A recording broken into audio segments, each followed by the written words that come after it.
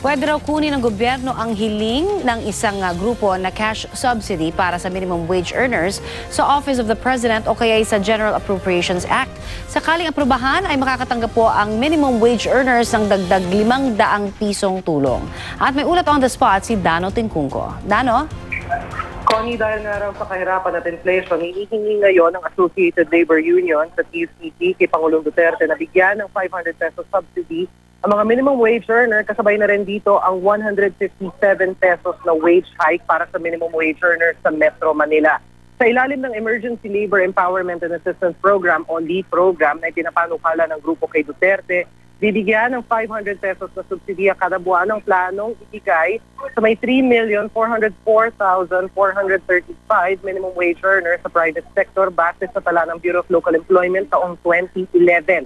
Sa datos na ito, lalabas na nasa 1,702,207,500 pesos kada buwan ang magiging kalakhang gastos sa ilalim ng programa. Panukala ng grupo na kunin ang pondo para sa subsidiya sa Office of the President o sa General Appropriations Act. Ito ay kasabay ng panawagan ng 157 pesos na wage hike na nakabase naman daw sa kwenta ng grupo sa pagtaas ng presyo ng tubig at kuryente. Hindi makapagbigay ng aktwal na kwenta ang grupo pero nakapako raw ito sa inflation rate na 3.4%. Ayon sa grupo, Connie, ang paghingi ng economic relief bunsod ng pagbaba ng purchasing power ng minimum wage by 26%. Kung lalagyan ito ng bilang, ang 491 pesos na minimum daily wage na NCR lalabas na sa 361 pesos and 30 centavos na lang daw ang tunay na halaga.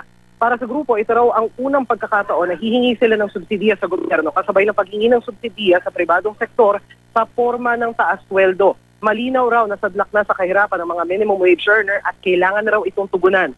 Sa press conference, nagbigay ng kopya ang grupo ng sulat kay Pangulong Duterte kaugnay ng LEAP program.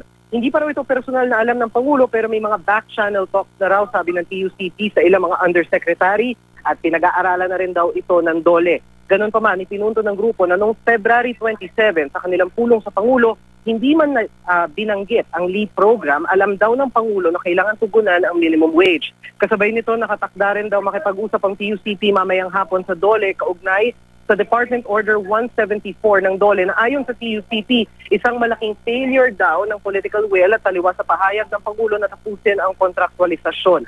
Ilan sa inaasahan ng grupo sa pulong sa Department Order, bawiin ito, palitan ng isa pang Department Order o palitan ito ng isang Executive Order na mas malinaw ang posisyon laban sa kontraktualisasyon. Sasali rin daw ang TUCT sa Labor Day Dialogue kay Pangulong Duterte sa Labor Day Mayo 1. Connie? Maraming salamat, Dano Tingkungko.